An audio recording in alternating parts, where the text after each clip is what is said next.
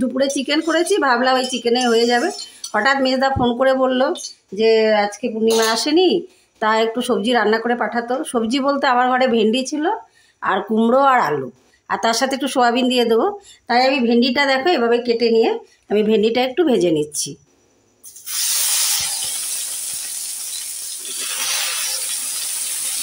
তাই দেখছি এই রান্নাটা করতে করতে তোমাদের সাথে রান্নাটা একটু শেয়ার করি। মাঝে মাঝে ঘরে যখন কিছু থাকে না তখন মানে এটা ওটা দিয়েও একটা তরকারি রান্না হয়ে যায়। কী করবো, এখন এটা যেটুকু ছিল সেটুকু দিয়ে আমি করে দিয়েছি। এই যে ভেন্ডিটাকে এভাবে ভেজে নিলাম, দেখো সামান্য নেড়ে নিলাম, সামান্য না নাড়লে লেলের একটা ভাব থাকে। এবার আমি তুলে নিচ্ছি। এবার আলু কুমড়োটা আমি দিয়ে দেবো। এই রান্নাটা করতে করতে তোমাদের একটা আমি গল্প বলবো। বড়লোকের বিয়েবাড়ি আর গরিবের নেমন্তন্ন। সেটা হলো যে এক বড়লোক বাড়ির বিয়ে বাড়িতে এক গরিব মানে স্বামী স্ত্রী দুজনকে নেমন্তন্ন করেছে। নেমন্তন্ন করার পর দিয়ে এখন 3 দিন 4 দিন পর দেখো আমি 1 ফোঁটা চিনি দিয়ে দিচ্ছি। 3 দিন 4 দিন পর বিয়ে হবে আর কি। 3 দিন 4 দিন আগে নেমন্তন্ন কার্ড পেয়েছে। দিয়ে এখন স্বামীটা সামান্য একটা অফিসে চাকরি করে, অল্প মাইনের। দিয়ে কড়াই গরম হয়ে গেছে, পরিমাণ মতো আমি তেল দিয়ে দিলাম। এবার দিয়ে দিলাম একটু কালো জিরের সাথে এবার দিয়ে দিলাম তরকারিটা। দিয়ে নেমন্তন্নটা পাওয়ার পর এখন এবার তো বউ রান্না করছে, স্বামী অফিস যাবে, সেই গরিব স্ত্রীটা আর কি। দিয়ে এখন রান্না করছে, রান্না করার জন্য উনুন ধরাচ্ছে। এবার আমি সামান্য ঢেকে দিলাম, ঢাকাটা তুলে নিলাম। সামান্য আমি পেঁয়াজ আদা বাটা, যেহেতু সয়াবিন দেবো তাই দিয়ে দিচ্ছি। উনুন ধরাচ্ছে, এখন স্বামী এসে বলছে কী করছো তুমি? বলছে আমি তো রান্না করবো, উনুন ধরাবো না। বলছি না, বড়লোকের বাড়িতে নেমন্তন্ন, আজকে 3 দিন থেকে আমরা আজকে না খেয়েই খাবো। ওই বাড়িতে জানো কত রান্না করবে, কত ভালো মন্দ খাবো, এখন থেকে পেটটাকে খালি করে রাখবো। এবার ঢাকাটা তুলে নিয়ে সোয়াবিনগুলো দিয়ে দিচ্ছি। এরপর দিয়ে বউ বলছে কী কথা, 3 দিন পর আর বিয়ে আমরা না খেয়ে থাকবো? বলছে হ্যাঁ, না খেয়েই থাকবে, সামান্য মুড়ি আর চা খেয়েই আমরা থাকবো। তাও এখন বউটা লুকিয়ে লুকিয়ে যেই উনুন ধরাচ্ছে সঙ্গে সঙ্গে ধোঁয়ার গন্ধ পাচ্ছে, পেয়ে এসে ঘরের ভেতরে থাকলে ধোঁয়ার গন্ধ পেয়ে ছুটে এসে সে উনুনে জল ঢেলে দিচ্ছে। মানে 3 দিন অবস্থা খুবই খারাপ করছে বউটা, তাকে খেতেই দিচ্ছে না। যাই হোক, এবার সোয়াবিনটা দিলাম, সোয়াবিনটা দেওয়ার পর নেড়ে দিচ্ছি। এবার মশলাগুলো দিয়ে দিচ্ছি, স্বাদ মতো লবণ দিয়ে দিচ্ছি, হলুদ দিয়ে দিচ্ছি, একটু কাশ্মীরি লঙ্কার গুঁড়ো দিয়ে দিচ্ছি, 3টে কাঁচা লঙ্কা দিয়ে দিচ্ছি। এবার তো ধরো গল্পটা তো বলছিলাম, দিয়ে 3 দিন উপোস থাকার পর সেই দিন যথারীতি বিয়ের দিনটা এসছে। বাবুও সেই দিন এবার প্রেজেন্টেশন আনবে। দিয়ে যথারীতি বিয়ের দিন এসে গেছে, দিয়ে বাবুও প্রেজেন্টেশনটা নিয়ে এসছে।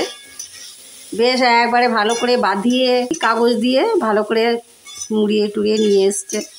এবার বিকেলবেলা সন্ধ্যেবেলা হয়েছে, এবার বিয়ে বাড়ি যাবে। বউকে বললো তাড়াতাড়ি রেডি হও, বড় লোকের বাড়ি বিয়ে, সকাল সকাল যাবো, টিফিন খাবো, ফুচকা খাবো, অনেক কিছু তো বসে। তা গেছে, দিয়ে গিয়ে দেখলো হ্যাঁ সবাই এসে গেছে, সব টেবিল চেয়ার নিয়ে বসেছে, খানিক ওরাও বসলো চেয়ারে। বসার পর এবার খাবারের টেবিলে ডাকছে, গেল, গিয়ে দেখছে খাবারের মেনু কাগজ দিল।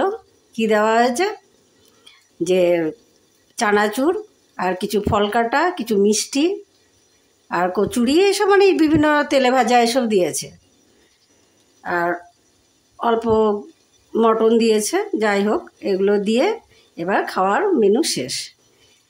দিয়ে প্রেজেন্টেশনটা কিন্তু আগে থেকে দেয়নি, কেন বলছে আগে খেয়ে নি পেট ভরে তারপরে দেব। যে যখন দেখলো এই খাবার, বাইরে এসে বউটাকে হাত ধরে যে প্রেজেন্টেশনটা মারলো একবারই।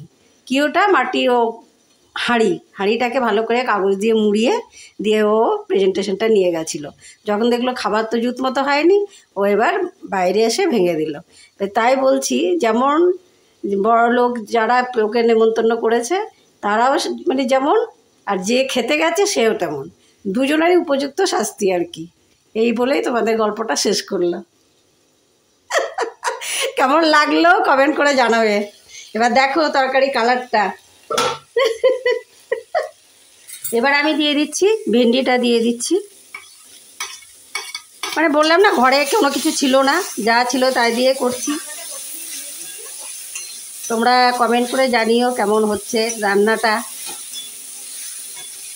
অল্প তেলেই রান্না করছি, যেহেতু মেজদা তো বেশি মশলা খায় না, অল্প তেল ঝালই খায়।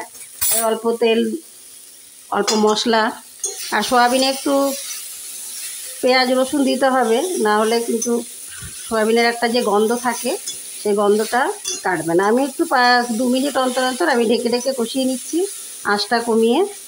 তাহলে কষানোটা হবে, মশলার গন্ধটাও চলে যাবে, তরকারিটাও টেস্ট হবে। এবার আমি ঢেকে দিচ্ছি। দেখো কষানো হয়ে গেছে, আমি 2 মিনিট ঢেকে ঢেকে কষিয়ে নিয়েছি।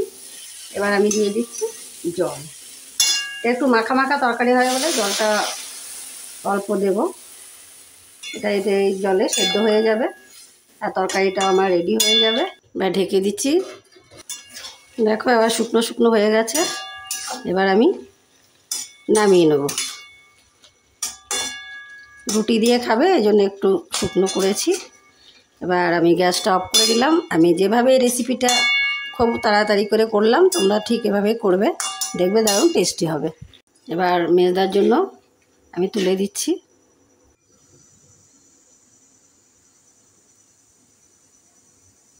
এই ভিডিওটি যদি ভালো লেগে থাকে লাইক করবে, শেয়ার করবে, কমেন্ট করবে।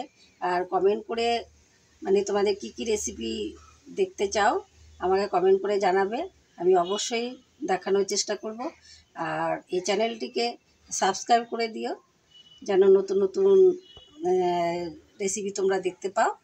ধন্যবাদ।